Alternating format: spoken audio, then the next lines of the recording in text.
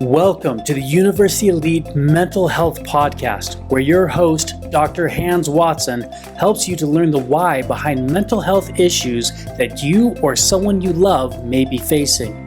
Dr. Watson is a nationally renowned psychiatrist who is also an expert in psychotherapy, a war-proven leader of the U.S. military, and the only person we know to be an expert in psychiatry, psychodynamics, diet, leadership, trauma, addiction, marriage, education, and more. That's why he was the expert that was flown in to the other side of the country to train the therapists treating the victims and their families after the recent mass shootings you heard about in Florida. We are excited to help you to understand the why behind some real-life situations. And now, your host, Dr. Hans Watson, D.O. Well, welcome back, everybody, to another podcast by University Elite, where we're here. You get to sit in on Jerem and I having a conversation and answering a question that was asked to us. So let's jump right in, Jerem. Somebody popped on, and they've come to the universityelite.com website, and they scrolled down to the Ask the Doc. So what's our question we're talking about today? It is, how do I heal when I have been betrayed in my marriage? What a good question. What a fun topic. Fun for us to talk about, not quite as fun to live through. And so there's a couple of different areas that this could take. Do they specify in there, or do we need to hit both? I can think of two different ways to look at this. The first would be, how does the individual heal? And then the second would be, how does the marriage heal? Did they specify in this, or do we just need to hit both, or something else? They said, how do I heal? But in my opinion, I think both are important to address. Okay, everybody, Jerem has made the executive decision. We're going to address both because of that. So this is a really true statement. I remember working with one individual who had a spouse, or there was some infidelity in their marriage. And I still remember them saying, how can I heal from this? And to the surprise, as I was just young in my training, to the surprise it was the cheater who was asking how to heal from having been unfaithful. And the cheater had been forgiven. And so it's important to recognize, first of all, it's not just one side that is affected by such a difficult thing as betrayal. And so that story really opened my eyes up to just how a betrayal can do that. And I guess it's also that's hard to wrap your head around.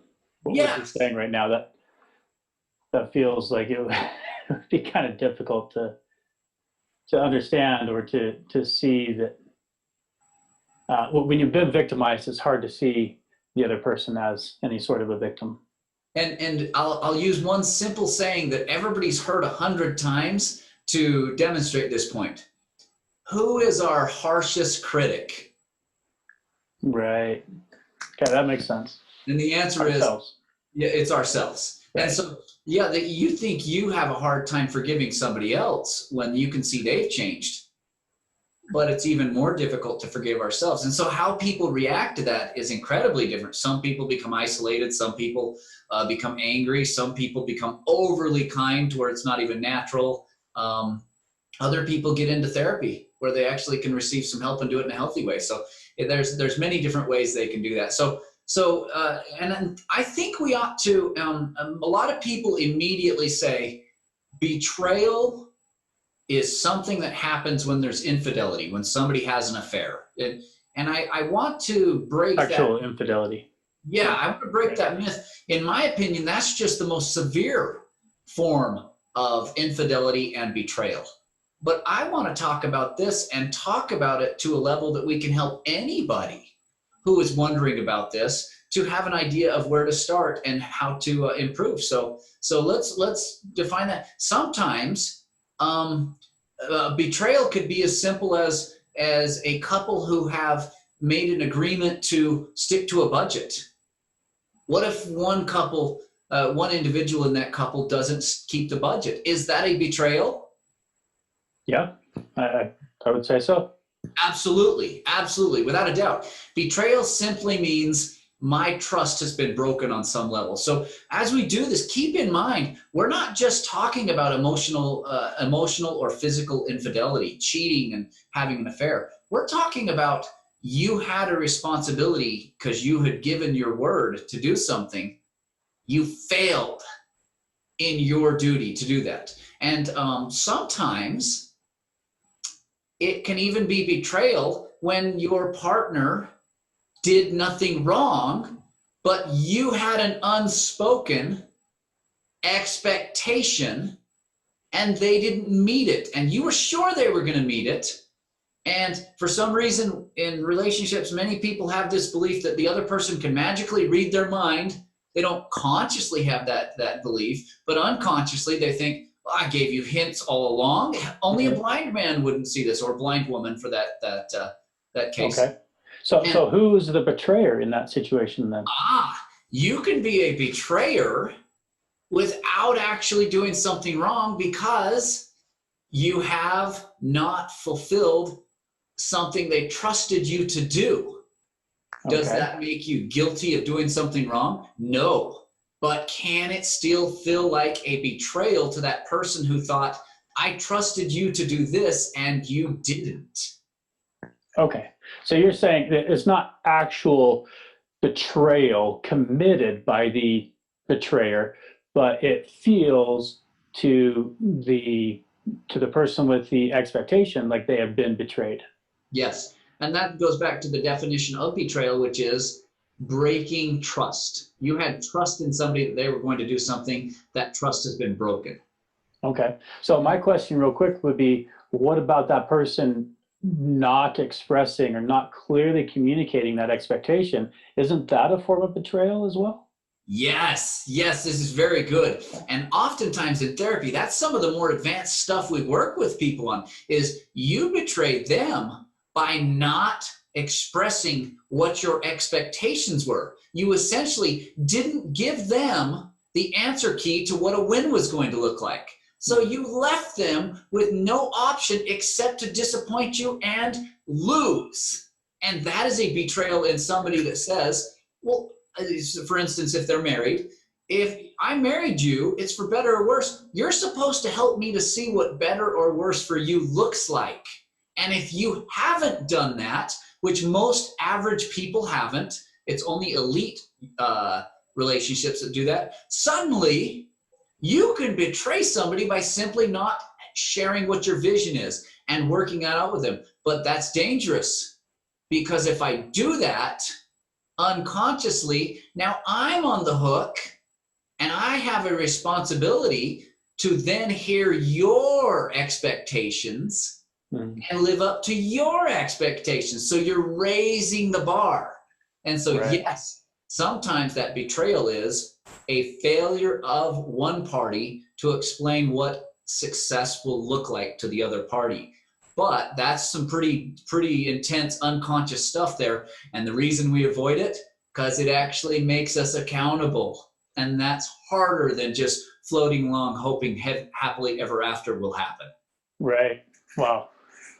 This gets really deep, and it feels like it can almost be an escalating situation, because as you're describing that, I'm even seeing other layers of betrayal where if one partner says, I want to express my expectations, I want to make that clear, but then their partner is not receptive of that, it's kind of like you're putting yourself out there and trusting that they will value what matters to you, and that can be shot down as well. And so you're explaining though that they should hear what's valuable to them, but that also gives them the right to explain what's valuable on their end.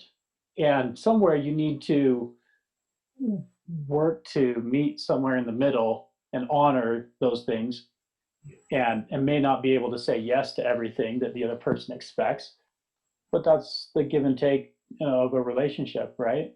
That's the dance of a relationship. I always call it. So I do marriage retreats and marriage seminars, and I'll give you a hint. We have one coming up here for some people, and I'll tell you about that here in a minute. But I want to make my point first, and that is, in those seminars, I spend a decent amount of time just explaining to people why that vision is necessary and explaining why it's normal that most average couples will never do that. And we talk about the unconscious reasons why. Because you got to remember, at University Elite, I'm not about making you comfortable.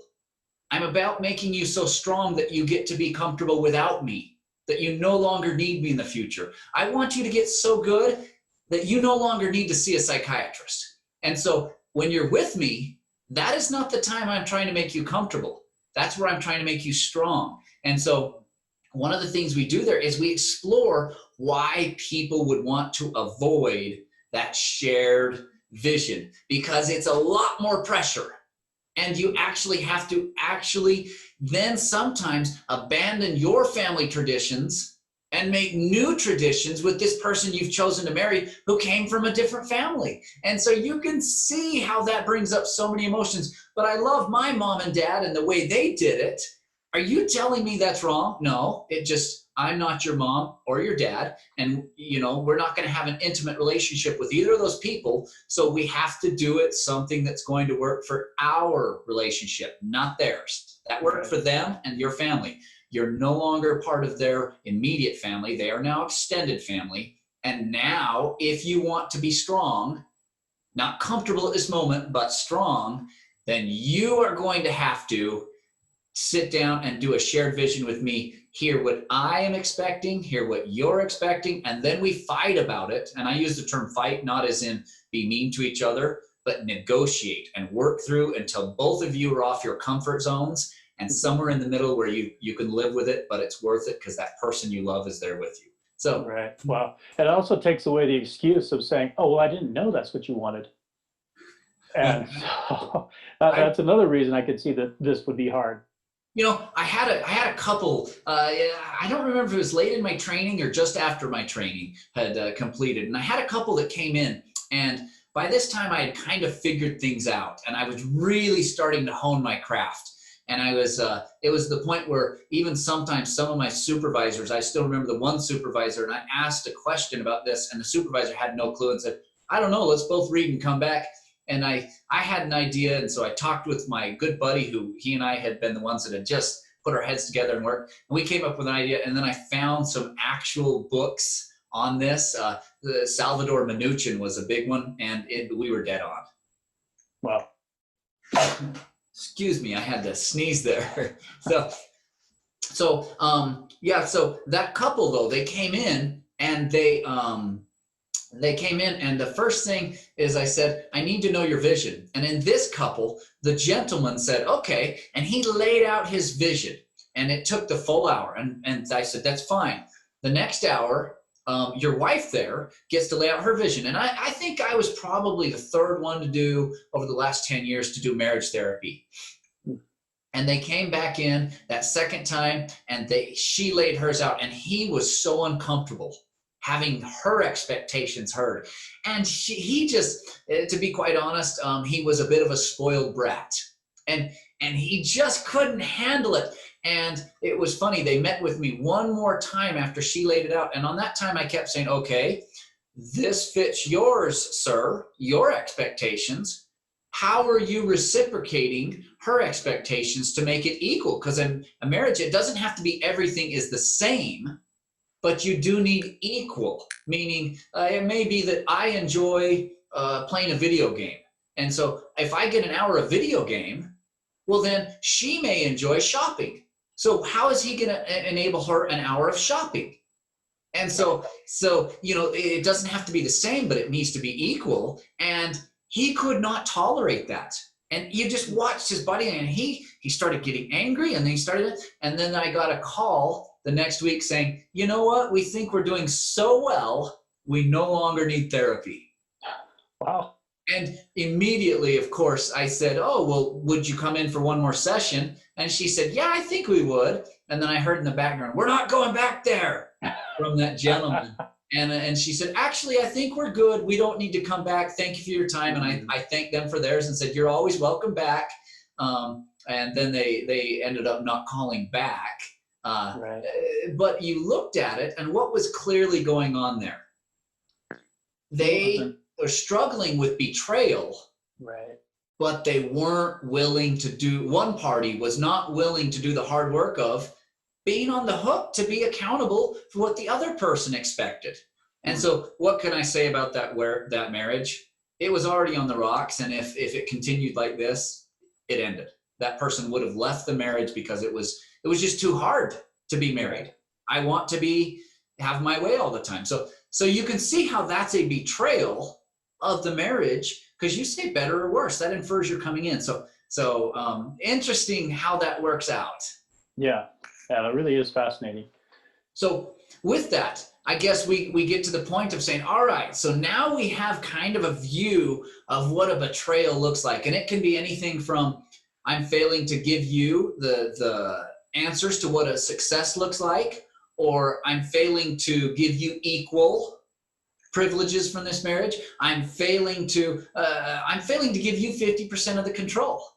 We've talked about that before. We talk about that a lot in our marriage retreats. Hey, if you want to go ahead and get married and have a healthy marriage, not an easy marriage, but a healthy and rewarding marriage, guess what you're committing to when you get married? This is the one a lot of people don't like, but sorry, this is reality for healthy marriages. And that is, you are ceding 50% control of your life over the person you are marrying.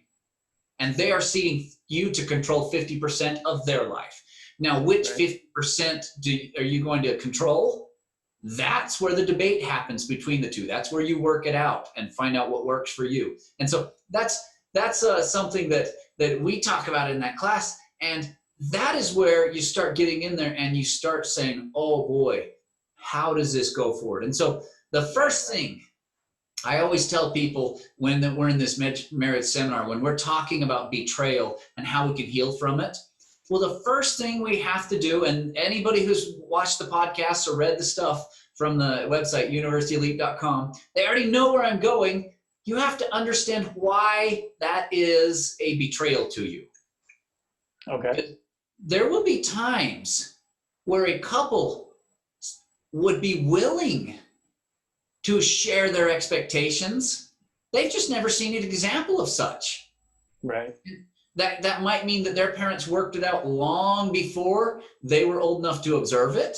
That might mean that their parents never did, that they have parents who are just the types who, whenever they fight, they isolate and run away and pretend the problem doesn't be there. Or parents who just blow up and yell at each other and become very angry and mean instead of working through it and saying, okay, wow, I didn't have any clue that was your expectation. Let's talk about that. Let's navigate. Let's find some way of being able to compromise on what the expectation is. And so they may come out and they'll say, I had no idea, but that doesn't make it any less of a betrayal to them emotionally. And so how can they do that? The first way is recognize why it's a betrayal. If you recognize why it's a betrayal, oftentimes then you'll realize, wow, this person who has hurt me, they didn't try to hurt me. My emotions told me they were really coming after me and they didn't care for me. And now I'm realizing it may not have been any of those things. It felt that way, but maybe they weren't quite as harsh as I thought. Maybe this was just a problem of us not being on the same page with expectations. And then that this represented A, B, or C. And then we talk about why does that, in individual therapy, why would that represent A, B, or C? And suddenly they become, oh my gosh, it's because of an experience I had when my parents were growing up and that formed this opinion in me. Wow, that doesn't fit at all to this scenario we're talking on. You can see why. Immediately learn the why that it feels like a betrayal. And some of these are going to be obvious. Okay, this person went and had sex with somebody who's not me. That one's pretty obvious. but you still need to dig deeper. What does that say? What does that mean? What are they saying about you?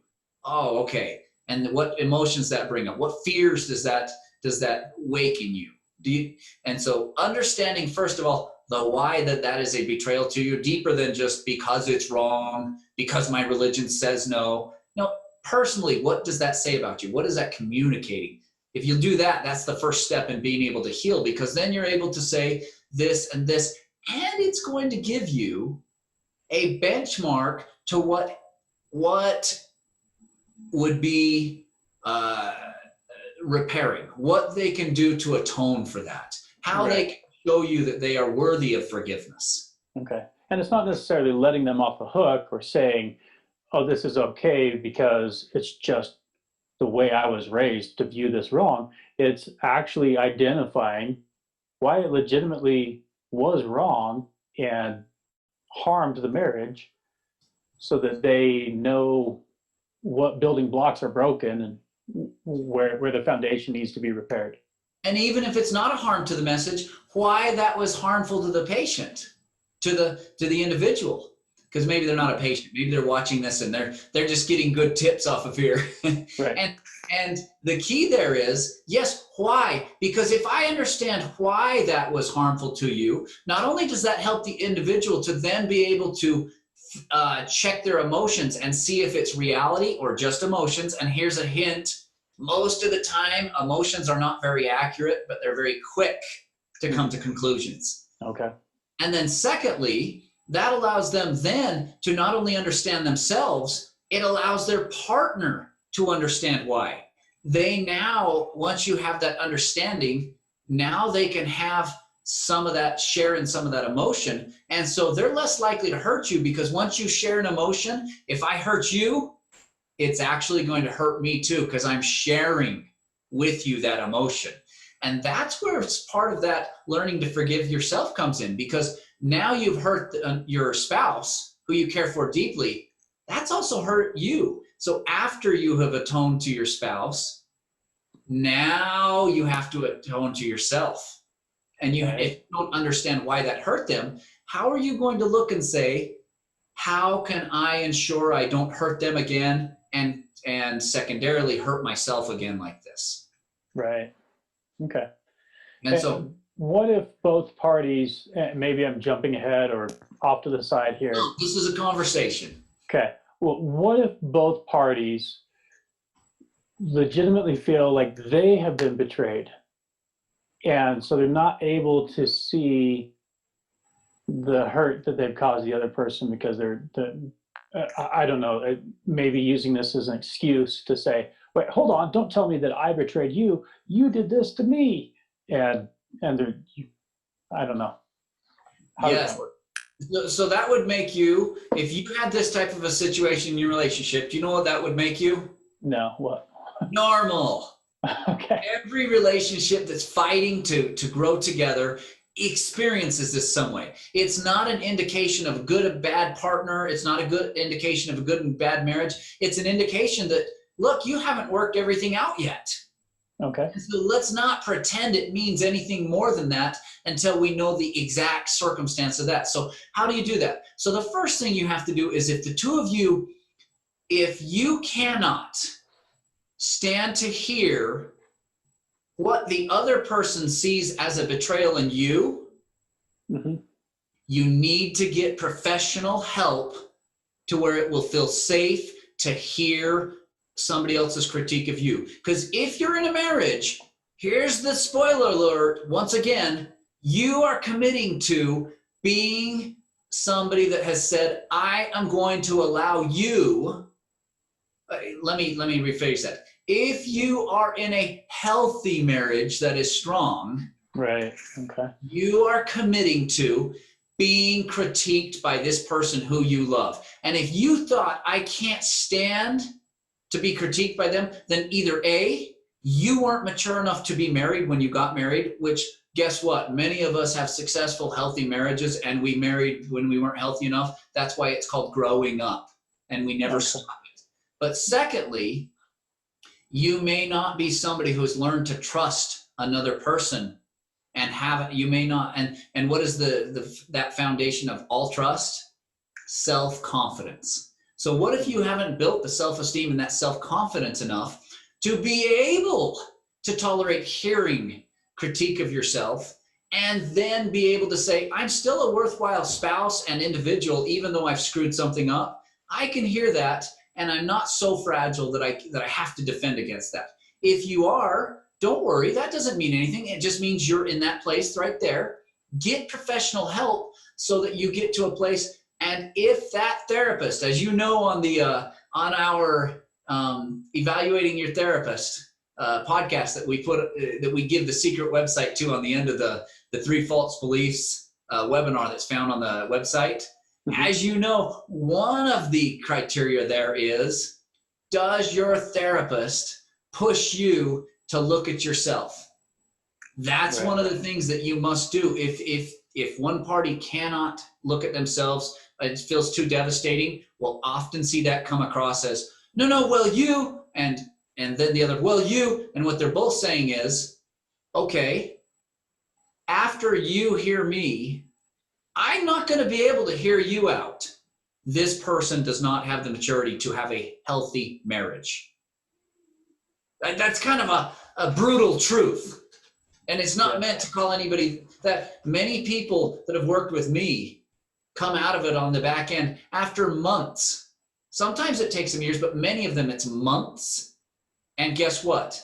They have developed an ability, at least on some level, to start looking at themselves. So if one party can't, sorry, your marriage can't be healthy. But that doesn't mean it's over. It means time to get to work with somebody like Doc Watson or University Elite, where we are actually going to pound that. And we're going to get you so comfortable with being in discomfort that you're actually going to realize you're still an okay person, even if you're being critiqued. And so does that answer your question, or did I talk a lot and make no sense? No, that was fantastic. Okay, good. Now, we bring up a couple of things there. So how do you build resiliency? Remind me at the end, and I'll tell you about a resiliency seminar that I'm putting on here shortly. But how do you build resiliency? Well, the key with resiliency is you got to work through some things that are hard for yourself. And we did a full podcast on resiliency. I actually went on to the #1 parenting podcast, and they're releasing, I believe, next week, a resiliency podcast that I put on with them. And it's actually really hard to do, easy to explain, but that's what you do in therapy. I've never built resiliency. Help me to do that, Doc. And we build resiliency. And it doesn't come from the old, do you remember Saturday Night Live? Yeah. We had a guy named Stuart Smalley, yep. And he would say, I'm good enough, I'm smart enough, I'm handsome enough, I don't remember the exact one, and doggone it, people like me. And do you know what that does for resiliency? What? Nothing. Okay. There's a reason they're making fun of it, because bad therapists will tell you that's all you have to do is positive reinforcement. Just say good things. No, right. Your unconscious isn't stupid. It may not be as smart as your frontal lobe, but it's not stupid. It knows. And so does your frontal lobe. It knows that we have weaknesses, warts, emotional inadequacies. And to pretend to be like, I'm smart enough, I'm good. No, that's just as silly as the Saturday Night Live character. And so we don't do that. In resiliency, it's how do we confront things that we've been avoiding forever? Interesting. Yeah. Okay. I was just going to say, because I've heard many times in many different places that the subconscious can't tell the difference between truth or a lie, that it just takes whatever you tell it for a fact. So you're saying that no, in fact, it's smarter than that. It's a little smarter than that. Okay. It's very quick. And here's the other thing. Your unconscious gets very good at doubting. Those emotions come up very quickly to where they're saying, holy cow, I'm wondering if this is worse than it really is. Right. Okay.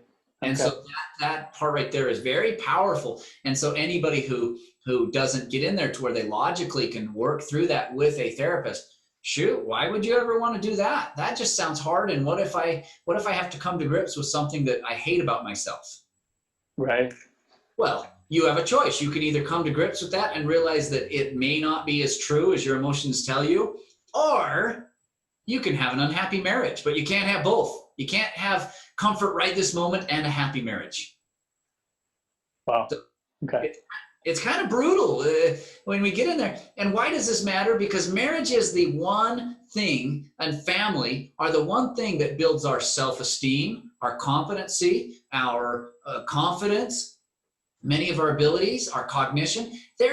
I've not found anything that is a stronger influence on any of those. And so this first one that we're talking about, that we've been talking now for many minutes, if you don't understand the why behind it, how are you going to work on the thing that's making you feel inadequate so that you have no self-esteem? Right. How are you going to work on, and then the second part there is, how are you going to learn to do this if you don't go there? And so if you have a therapist, and as we've talked about before, if you're a bad therapist, where is the place that oftentimes you will retreat to, per my observation? Your own experience? Marriage therapy. All right. You're doing marriage therapy because there's extra people in the room we can distract to when we feel overwhelmed. When we've exceeded our competency, now we can just let them fight in the room and act like somehow we know what's going on. How do I know this? Because I work with therapists who come to me and say, Doc Watson, I want some peer consultation. And they will talk about what happened in a session. They'll de-identify everything so I don't have a clue who they are, the patients are, and we'll talk about it. And sometimes they'll even bring in YouTube videos, and we'll watch the YouTube videos. And how do I know? Because they'll say, okay, what's going on right there? And they'll say, I don't know. And then we have to stop and say, stop. What's the why behind this person, what they're doing? And they say, I don't know. And we use our whole time just helping them see that. And they say, I had no clue any of this is going on. And when they see the why, suddenly they go, that means he did this because of this, and she responded because of this, and that's their pattern. And then they get in that pattern and they just fight. That's right. So what's the root of the why? The why was because he couldn't tolerate it, using our first couple. Therefore, he finds an excuse to not come back, and she's an enabler because she's afraid, she has low self-esteem, so she's afraid if he leaves, she'll never get another guy. And so now they do that codependency thing. Right. Can you see there how so it's sad, but my experience has been, if you are a terrible therapist, you're going to eventually find yourself doing couples therapy. Interesting. Wow. So if you're looking for couples therapy, beware. You need to be very careful who you take. And one of the first things you should do is say, is this person forcing both individuals to hear hard things about themselves?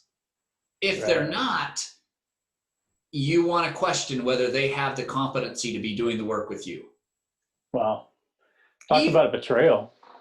Yes, and sadly, then say you're the person in therapy. Say you're that young lady who I had late in training or early after training, and you're that lady who was willing to come in and talk about expectations and talk about how she may be failing them, and then to have your husband say, I'm not going back because they're wanting you to have equal expectations as I have, and I have to meet them. You tell me she wouldn't feel betrayed on the back end of that when she finally realized he's not willing to meet me halfway. Absolutely. And so you see how this betrayal happens. And so if we understand the cause, then we can start assigning fault when necessary.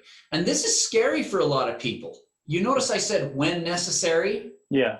This is incredibly terrifying to many people, because what if the person I was assigning fault to wasn't actually at fault for everything I said? They were just the ones closest to me that weren't going to reject me if I blamed them. Explain that. Okay, so oftentimes when we're angry, and we all do it, unconsciously we know, hey, my wife or my husband is with me no matter what. And I'm so furious with the way they've treated me at work. what do? We come home and the wife or the husband leaves the light on when they leave the room. And we've set an expectation. We need to turn the light off when we leave the room so that we're saving the planet, so that we're reducing the power bill, and so that it shows that we are people who clean up after ourselves. Pick all the reasons you want, right? But there's an expectation to turn out the light. And we fly off the handle, just absolutely come unglued at them. This is the end of the world. You've left on a light. Right.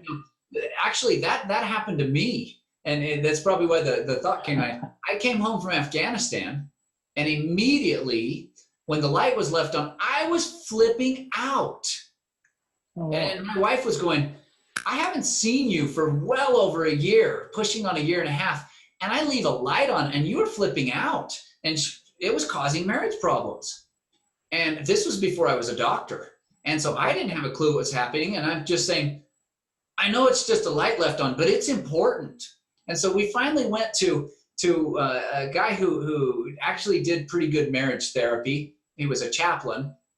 And he just said, you don't need therapy, but I would like to explain what's going on to you guys for just a minute, because normally I don't know, I would send you, but in this case, I do know what's going on because I've spent so much time dealing with soldiers who are returning from war and their spouses. And so he said, this is the one little sliver I've been trained on, and I feel comfortable giving you. Let's just talk about it for less than an hour. If you need more than that at the end, I need to refer you to a professional. And we said, perfect. And he hit the nail on the head with this one sliver of an area he was good at. And he actually said, to my wife, now you are probably looking at him going, I cannot believe that you would freak out so much when that baby of yours, I had a little baby who was just, she was 4 months old when I left. She was 2 when I came home. So if that tells you. Yeah. And that little baby, when she cried, it just sent me berserk to where I just had to get out of there. And then the light switch thing, leave a light on, and it just was, and then it was unacceptable that she wasn't taking this light seriously. That was a betrayal to me. So he then talked about that, and he said to my wife, what a betrayal that he freaks out when that child cries like that, or that he freaks out when I've been doing this for a year and a half alone, and suddenly he comes home and he's going to get mad at me for just leaving a light on. And then he said, and then we were mad at each other. We were so incredibly happy, and it wasn't like our marriage was breaking apart, but we were angry. We both felt betrayed. So he had the insight to teach us. He said, Hans, you've just come from a year and a half of being in combat. What happens when somebody makes a tiny mistake in combat? And I said, people die. Right. It's life and death. And he said, yes, and your mind for a year and a half has kept you alive by watching for tiny little mistakes because it made a difference on the battlefield. And if the soldiers started crying, what did that mean? That meant they were no longer capable. They were out of the fight. They had become overwhelmed, and now whatever sector they were covering was a place the enemy could overrun us. Right. They become a liability rather than an asset. Yes. Your life is on the line again. Now he's explaining, and my wife goes, well, I didn't understand that crying represented there's a liability. We're no longer safe because they're no longer covering their sector. Right. And he said, and did you understand that leaving a light on represented a mistake that could kill somebody? And she was like, no, that sounds terrible. Oh my goodness, what have you gone through? And I'll be honest, I had PTSD. Right. So then he said to me, Hans, are you aware? She has had to learn to live without you for a year and a half. And she has done a great job and shown you a lot of love. What's it like for her now to have somebody come back in and say, yeah, good job, you did it for a year and a half, but I'm home now, I'm here to take over, and the way you did it, it may not be very good. Wow. And I didn't mean to, I never meant to communicate this. And of course, now suddenly, both of us in there had completely changed, and I was thinking, I am so sorry for freaking out over crying. I just need to retrain my emotions that crying does not represent an uncovered sector where we're going to die, and leaving a light on is not a mistake that's going to result in death. Right. And she then said, I need to be patient when he sees a light left on wow, I never had any clue that's how detailed his survival instinct had become. I could be patient while he learns to flip out less on turning out like, and I'll be honest with you, if you have my kids, they probably say that I still am a night turn off drill sergeant, if you will. And it's 1/10 of what it used to be. But can you see how by understanding why that mattered to us, how suddenly neither of us had betrayed the other person. Right. Both of us felt betrayal. Right. That's what I'm trying to explain is many times in good marriage therapy, we don't need to blame somebody. We need to help them to understand what's going on and why it matters in each of their lives. And now suddenly my wife and I combined a vision of, when you're feeling that way, would you pay attention to your emotions and tell me if it feels something dangerous? And I'll work through with you whether this is life and death, whether this is something from Afghanistan that you're still working through. And I said, if it feels to you like I am flipping out about something that is insignificant, will you tell me? And I will work on reorienting my mind to say, this is not Afghanistan. That's my past. It's not my present. And suddenly we grew so much closer through that. And I now had an ally who understood me. And you wouldn't believe how grateful I was when she then started working with me.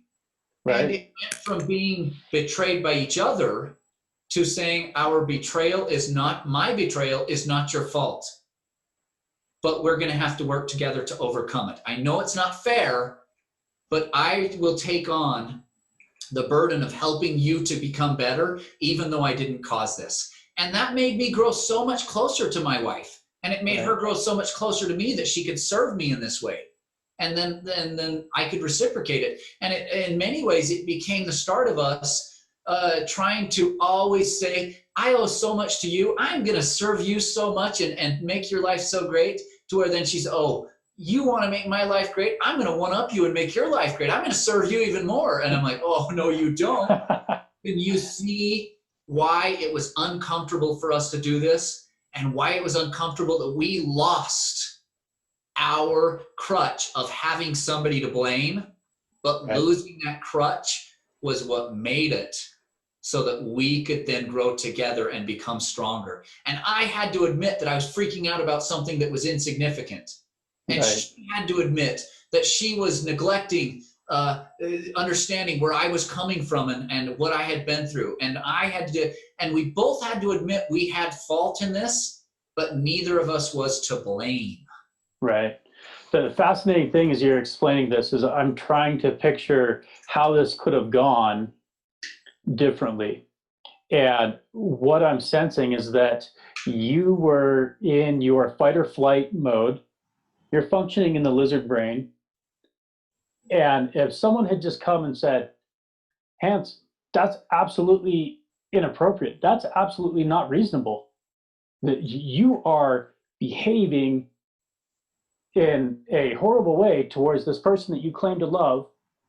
How would that have affected that fight or flight mindset? They would have felt like a threat and I would have attacked them. Okay. Right. It was only when I got to somebody I trusted, like that chaplain. I knew he had nothing but my best intentions. There was no ulterior motive. He didn't make any different money. His job didn't change. His entire focus with everything he does was to help me. It had to be a trusted individual. It couldn't be somebody else before I could hear that. Right. And so and they weren't just saying, this is just unreasonable. You were delving into why is this happening and understanding what was going on. In a safe place where I knew if he told me I was being ridiculous, I knew it was a safe place where he would still have brotherly love for me and that he would still see me as a worthwhile individual, so I could hear that. That's the key. That's why it must be a competent therapist who loves you in an appropriate way, right, and still sees the positive in you, even if they see your warts and your emotional scars. That's what a good therapist has to establish. And I'm going to be honest with you, a therapist who then betrays the very ethics of doing psychotherapy and chooses a side, ruins that. They destroy that ability, and they can make that worse, because now it feels like you're being attacked by a second person, and they're probably using their credentials to defend against you, pointing out that they are being unfair and attacking you. Wow. And so that's a lot of heat, isn't it? But here's the truth. What have I seen over and over and over? Why is it that people tell me they 30, 40, 50 years? Actually, I don't know if anybody's ever come to me at 50 years. 40 something years is the longest I've had a couple come to me. But what do they tell me? Why is it that I keep hearing, why didn't somebody tell me this decades ago? After months with you, we have figured out more than anything else all these multiple providers before told, because the single place where I've noticed that people who have inadequate skills in psychotherapy go to is they get out of being one-on-one in the room because now it's evident and they need somebody else to distract, and they'll go into marriage. And this isn't to say there are many good marriage therapists. Right. But there are also, it goes back to my old saying, there's a lot of marriage therapy out there, and if you look hard enough, you can actually find some that's good. Right. So that's where you want that 7-point provider to be your marriage therapist. Not 6, not 5. This is way too in-depth. There's way too much. You need somebody with a great psychodynamic and systems understanding. They've got to have that. It's necessary. Otherwise, they're probably going to make things worse. I've seen many marriages that could have survived lost because of this. Wow. And how do I know? Because I'm the one who tutors, who mentors these people to get better. And they go, I wish I would have known this. Why didn't they teach me this? And I have to tell them, this is tens of thousands of hours of learning that I'm sharing with you. You're getting the benefit of my obsession with knowing what's the why and understanding. This is good. And so, all right. So does that help us? So first, understand the why behind what it's doing. And then second is we have to understand where the fault lies. And that doesn't always land with a person. Right. That's the important thing. And that allows us to then feel like we're not being blamed and hear critiques and change, and it becomes a safe environment in our marriage to do that. Now, sometimes there are things to blame, but I'll be honest with you. I have worked with many victims of rape, many victims of infidelity, many victims of these terrible things. And you know what? I've never found one single person that didn't have something they can improve on. That doesn't make it their fault. That doesn't make them less of a victim. But can they grow stronger if they improve something? Yes. I'll even go one further. I've never seen an affair where there wasn't some sort of betrayal by the victim first. Wow. So does that make the affair any less harmful? And does it take away any of that guilt or culpability of that cheater? Not one iota. But it takes two to tango. And that's where you've got to you've got to get a good person in a safe environment if you want to find strength and improvement in your marriage. If you just want comfort, pick anybody. There's a lot of people that will put you in that comfort cocoon and tell you, poor you, you're a victim, and you may be a victim. And sometimes that's okay. And never push you is where that comfort cocoon is, to look at yourself and say, okay, even though it's not my fault that I'm a victim, what could I improve? Here's a simple example. I had one young lady had been a victim of multiple rapes, and it was a terrible situation. And I worked with this young lady. And you know what she had a habit of doing whenever she became emotionally overwhelmed? No. Very attractive individual, and she would put on short shorts, a tank top, both of which showed a lot of skin, running shorts and a tank top, and then would go running at 1 or 2 in the morning in very, very dangerous neighborhoods. And every one of her assaults had happened in nights where that happened. Wow. So we had to get into the psychodynamics of Why would you go running in a neighborhood you know is dangerous in the middle of night? Other people, they've been assaulted multiple times. Why would you drink in excess at a party or something where you know this is a high likelihood? And we get into that, and then we help them. We don't blame them that it's their fault. Nobody should ever be assaulted. Nobody should ever be harmed. But was there something they could do to reduce the risk? That's what we look at. It's not your fault, but you can improve. Right. Why are you putting yourself in a dangerous situation where a undesired result is potential or even likely? Yes. And so do we blame them? Heck no. Anybody who says they are, no, that's terrible and you're wrong and you should stop. Is it my job to get them strong enough they don't have to worry that they're not going to be in this situation again? Yes. And that's why we look at it. It's because I'm not here to make you comfortable. I'm here to make you so strong you never need me, because the rest of your life is going to be filled with comfort.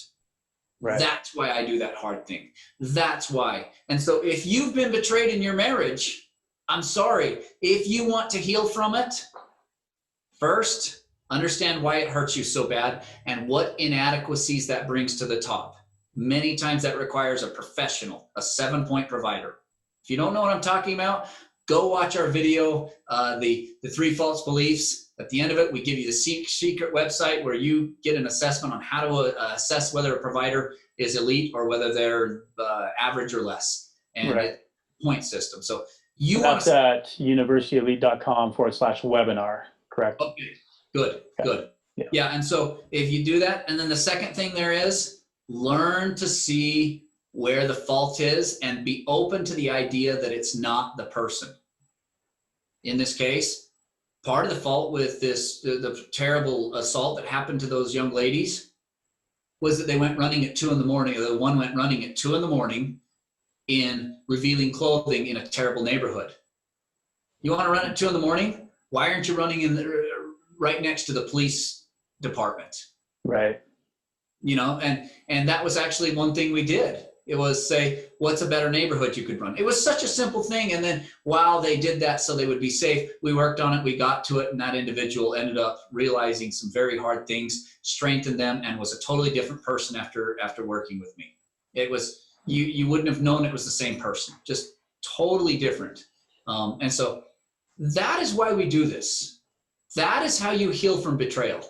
It's not by talking good enough. It's not by telling yourself you're wonderful. You know, those things don't work.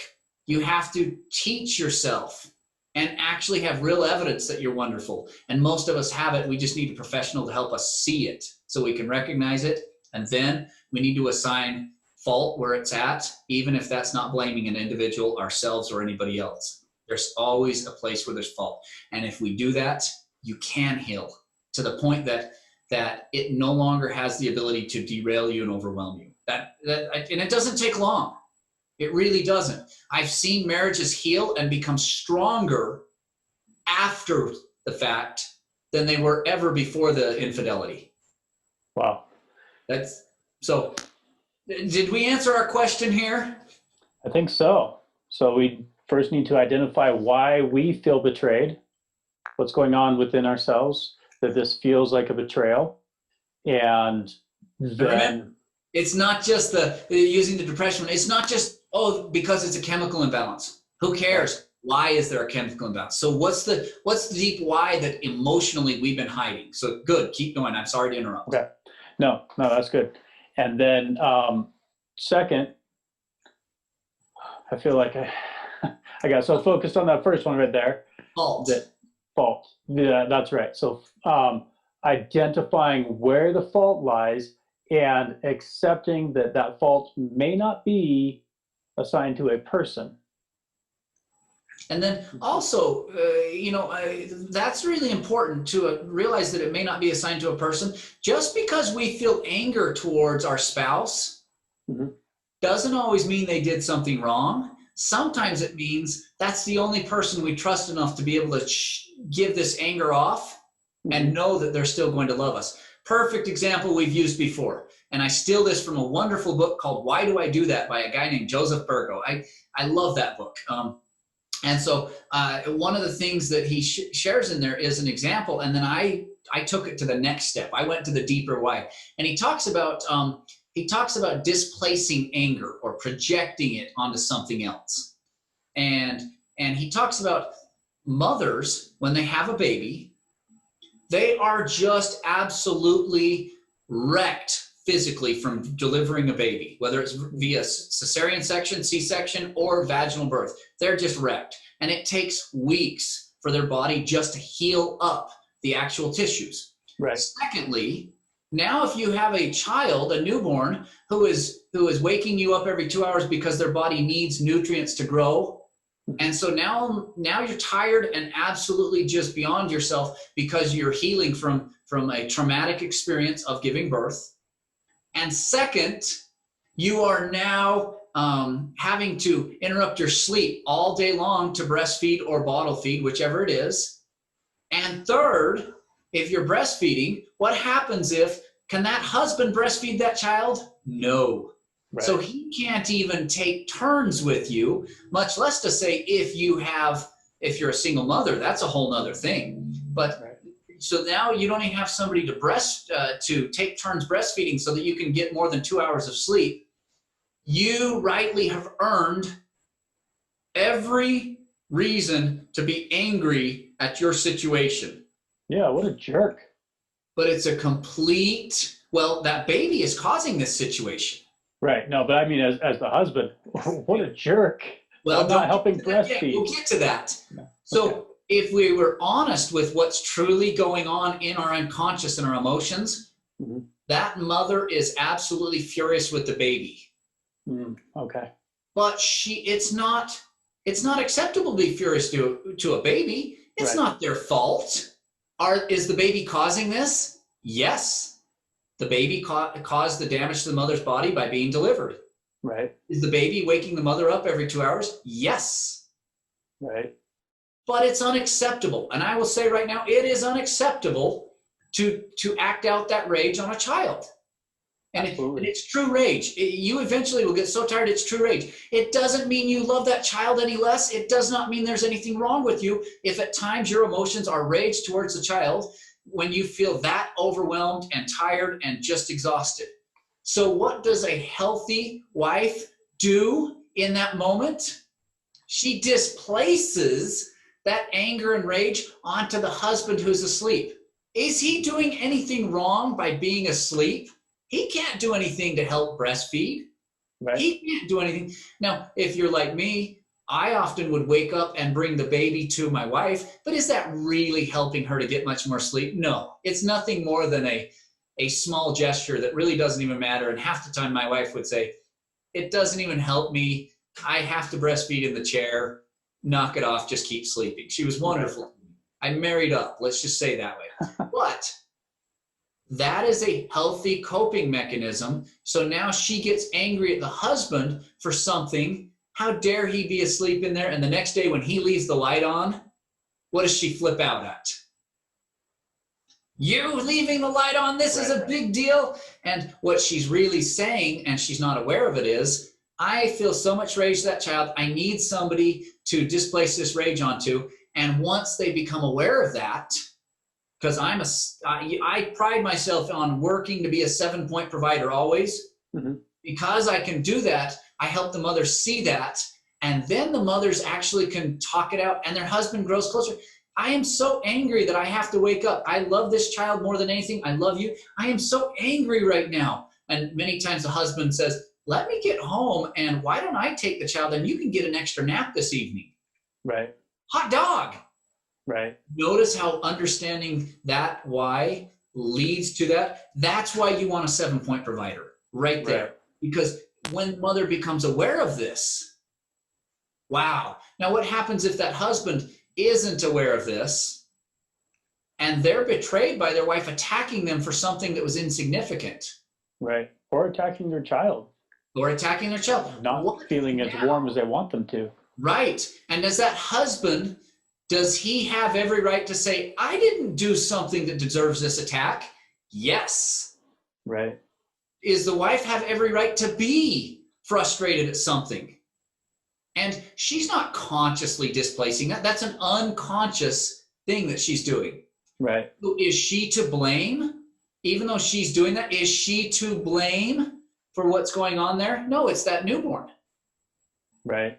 But we've now assigned fault to the newborn and said, but that doesn't make the newborn wrong. But now we can deal with it in a more healthy way because we have A, understood why, B, understood where the true fault lies, and that allows everybody to come together and work for each other. And if the couples who I've done that to have worked through so many problems where they thought their marriage was over because of the kids, and then they just realized, actually, this is the closest we've ever been because we're working together. I've never felt closer to my husband or my wife because I can serve them or I'm being served by them, and then I get to reciprocate. You just see how that leads to a healthy marriage and healing from betrayal. Right. Absolutely. Well, and as you say that, I feel like betrayal is generally distance in the marriage. One person does something, well, I guess not in every situation, because you're explaining sometimes it's actually actively engaging with the other person in a way that feels like betrayal. But with the sexual betrayal, always typically it seems to be one person saying, I'm going to go over here. So instead of pulling together and working together as a team, they are going and they're getting that emotional fulfillment elsewhere, or they're getting the physical fulfillment elsewhere. And so as you're talking about creating a marriage vision together and communicating in a way where you start to understand why the other person ticks the way they tick, it all makes sense that would strengthen a marriage, and that's really what the core of a marriage is. And it's just amazing to me that so many marriages don't understand that, and so they never land on that tool that would hold a thing together, and they're just fighting to stay together without that common anchor. Yeah, and you've hit the nail on the head. There's a reason we do many marriage retreats with our couples. In fact, we're excited to announce for anybody that didn't know, down in Utah, we're actually doing a marriage retreat first week in August, and they can go to universityelite.com and find all the details on there for that marriage retreat. And we're limiting it so that this is actually one of those where we're actually going to be recording this and using this as part of our online seminars for people that live in states where we're not licensed yet. Right. And so they can come and get buy that content online. But so we're excited to announce that, and we're going to spend a full day going over this. We also have some where I've done marriage retreats where we go really in depth, and we actually work through some problems over multiple days, and we help the couples and they work through things, different things. And so those are coming up, but we do have a full day one coming up the first week of August. And we're also doing another one in that first week of August on resiliency and how to build real resiliency instead of this Saturday Night Live, Stuart Smalley, right. I'm good enough, I'm smart enough, and doggone it, people like me. And if you haven't watched that, I would encourage. It's been years since I watched it. I hope it's clean enough that I can recommend it. But I remember it being clean, but I don't know that my memory from childhood an accurate portrayal. So, but yeah, they should look at that. And then it's there's only limited seating. So if you are interested in attending one of those retreats, you're welcome to come to where we're holding there in Utah. But you just got to get in early because they sell out very quickly. And we tend to have couples, we get a lot of repeat because couples just say it helped us so much. And so jump on that early. We're really limiting the seating so that we can spend a lot of time getting some of that content onto our website, recording it and stuff. So, right. So both of those, if you're interested in resiliency or being part of an actual marriage retreat where we go much more in depth to much more of this and help you to understand many more of the whys in a marriage, everything from children to getting married to how your parents and the in-laws and all that, we cover it. Intimacy and sex, communication, it's all there. And so you could go to universityelite.com and look in there, and you'll be able to find some information on that. Right, great. And that's going to be a full day retreat, the entire day, right? So the resiliency building seminar, it's going to be a half day, 3 to 4 hours. And then the marriage retreat, yes, it's a full day. Plan on, anybody who wants it, you better plan on having daycare for your children, because you will be gone in the morning until late in the evening. And most couples, they use this as kind of a staycation, if you will. I have many of them who will stay in a hotel, and they'll make a weekend out of it, and it'll be on a Saturday. And so they'll go up there Friday night, stay all day Saturday, and not return home until Sunday, and get a break from the kids, and actually get some information to where they learn how to make their marriage go from average to elite. They talk about, why didn't somebody teach me this 20 years ago? Newlyweds come in and they just say, this is awesome. Everybody knows this, and their marriage starts off on the right foot, and right. They get this stuff. So great. Okay, so that's actually going to be, you can find that at universityelite.com/live, because it's a live event. And so all the information will be there. Having my web guy as my conversation list here. Right. Say that website one more time. universityelite.com/live.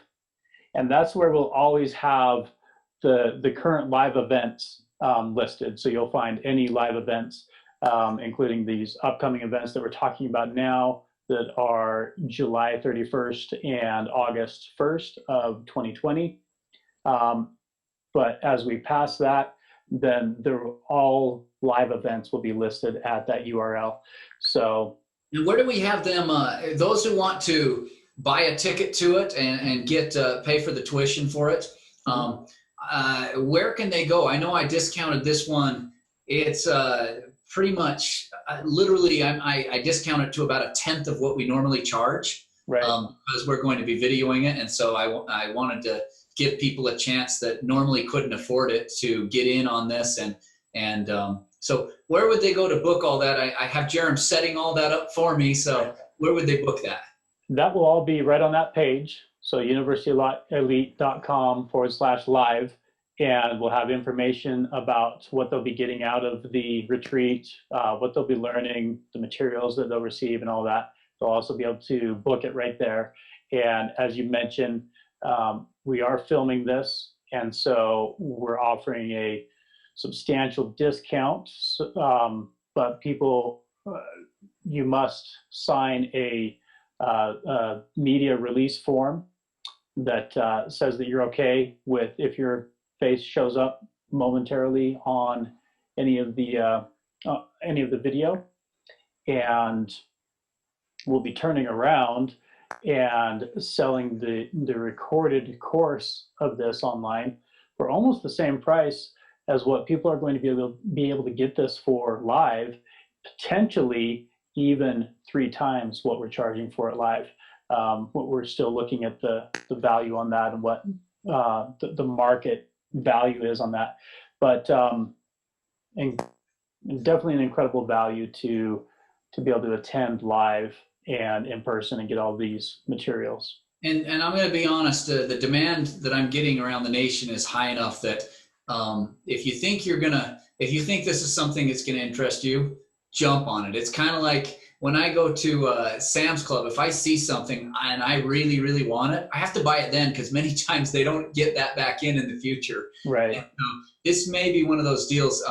Because we're getting so much demand and I have so many requests going around the nation, and I limit how much I'm willing to travel away from my family, that you're going to want to jump on this if it interests you. And if it doesn't, that's fine. universityelite.com and get all the online content, or our YouTube page, all that stuff. So very good. So I feel like we've done that. As always, we always appreciate people's questions as they put it in there. If you have a question, feel free to go to universityelite.com, scroll down the page, and ask the doc, and submit it. And I actually get those myself, and then if we just may do a podcast for you, and otherwise we'll respond to you in email. And so and until next time, we look forward to it. And any parting words, Jerem?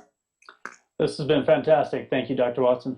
Okay, so until next time, you guys out there, everybody keep doing what you're doing and be well.